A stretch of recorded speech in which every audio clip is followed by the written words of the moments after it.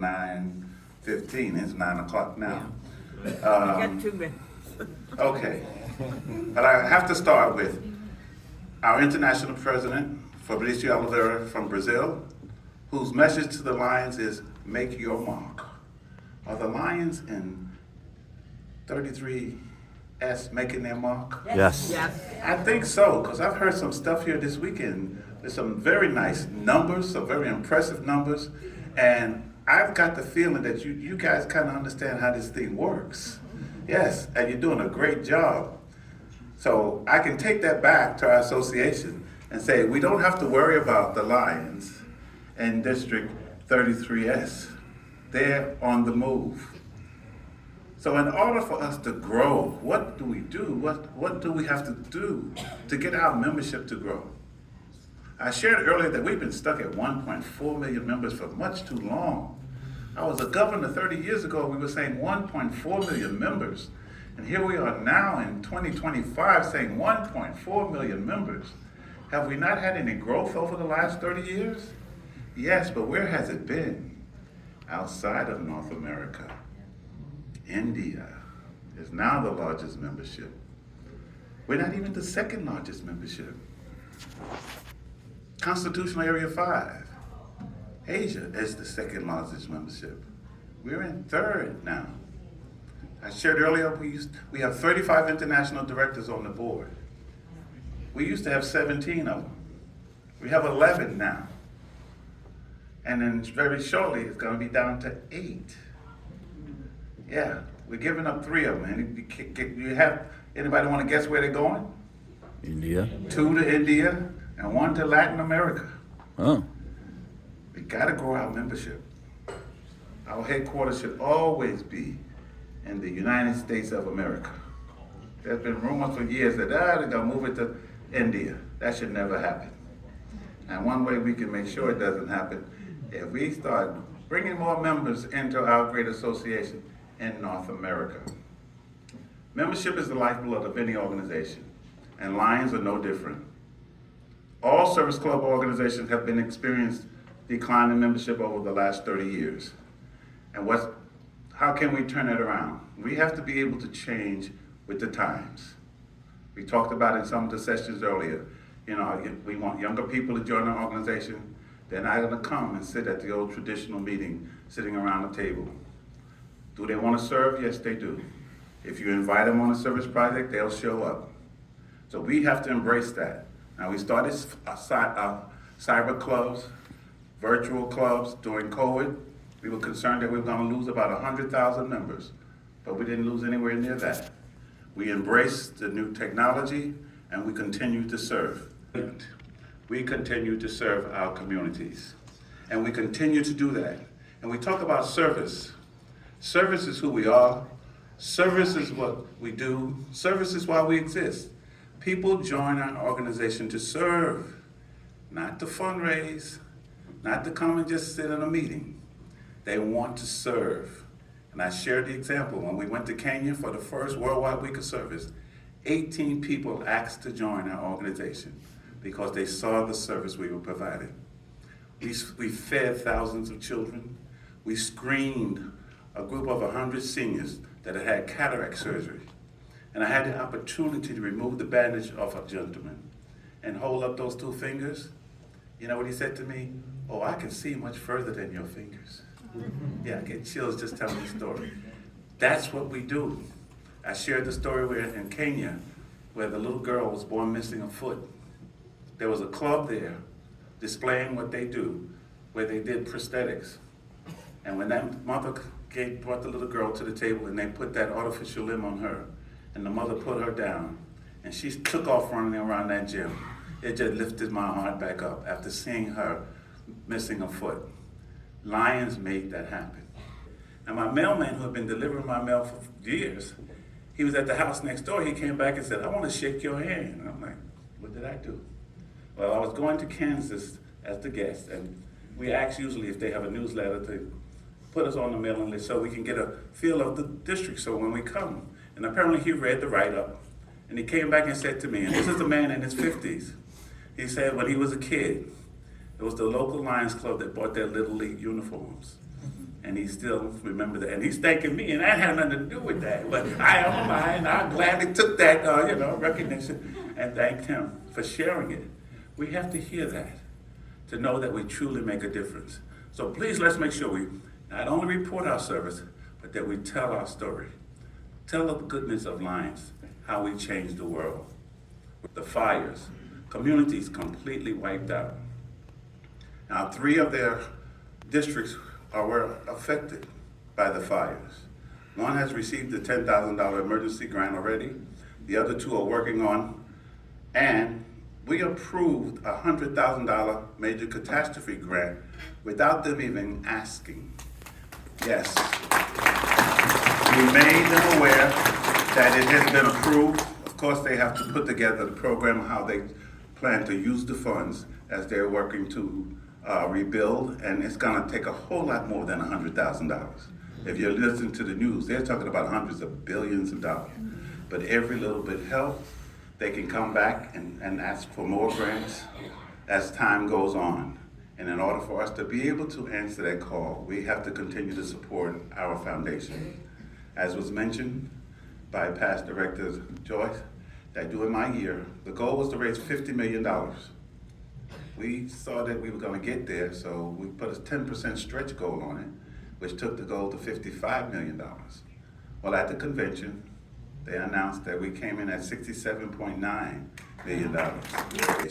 You'll be surprised that it's such a small percentage of our Lions that actually support our foundation.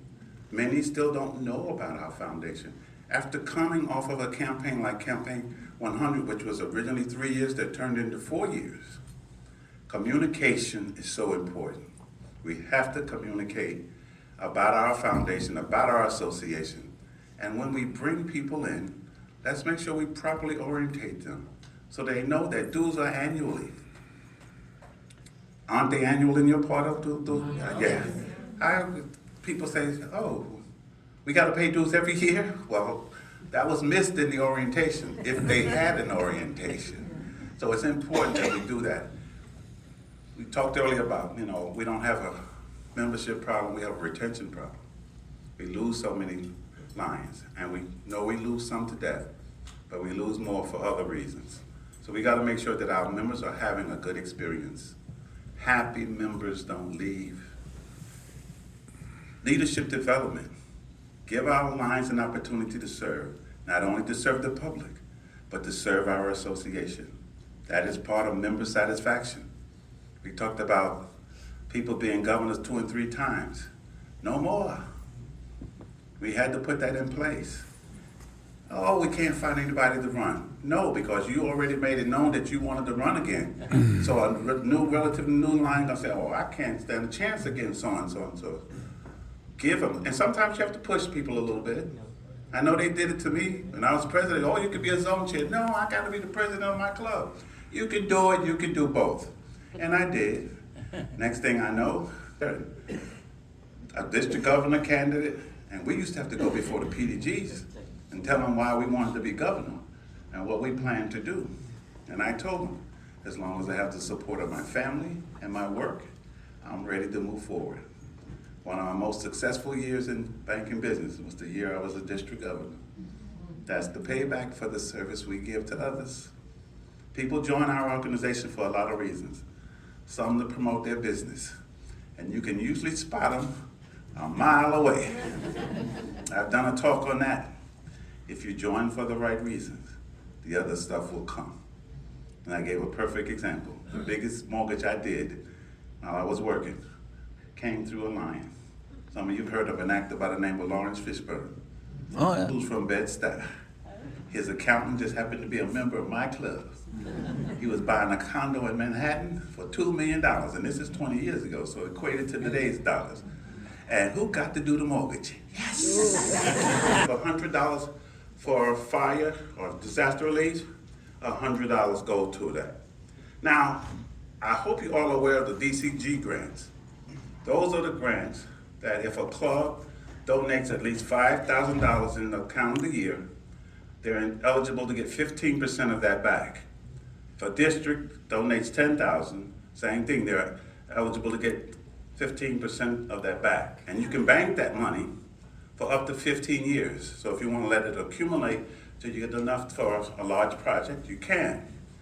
Or you can use it, say that your club or district wants to do something that doesn't fall in one of the grant criteria, you could use those funds. Now, it's important to understand that the money that you can get back has to be unrestricted.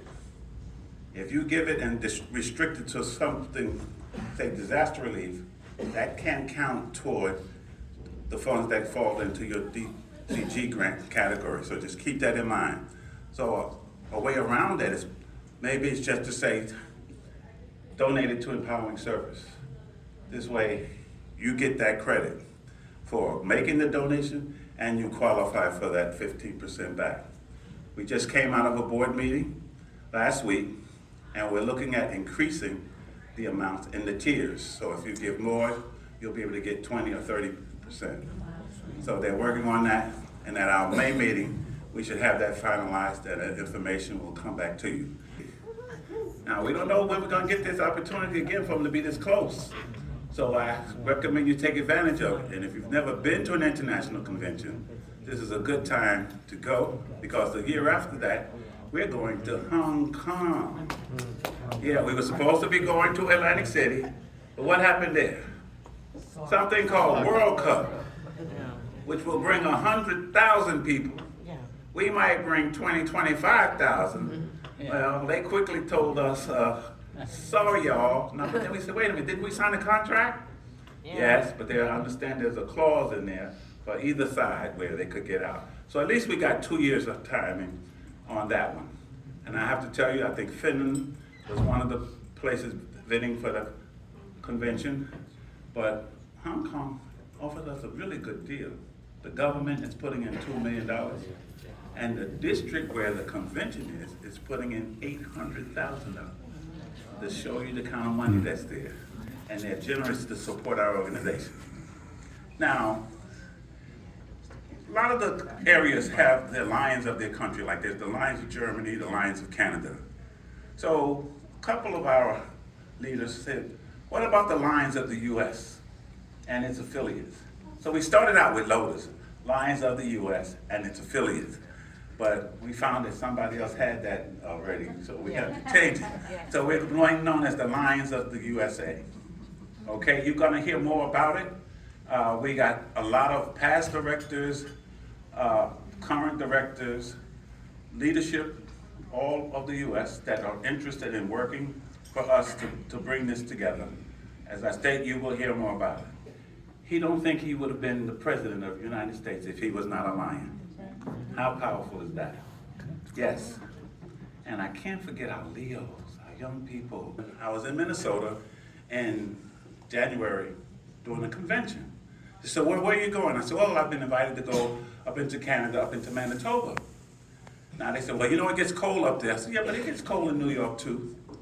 Well, I didn't have any idea how cold it was going to be. But I should have knew something else was up. When I took my flight, I flew from New York to Winnipeg. Then it was a 5-hour car ride to get to where the convention was being held. So a nice past district governor and his wife Nancy, they decided that they would meet me at the airport to make that drive. So we get on the road, we stop for lunch. And when I came out, I noticed on the front of the car there was a plug hanging off the front. So I said, well, what's that? He said, oh, at nighttime we plug it in so that the car starts in the morning.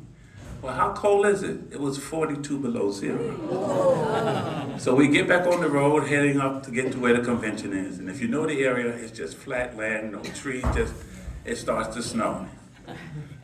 One lane this way, one lane back. Tractor trailer zooming by.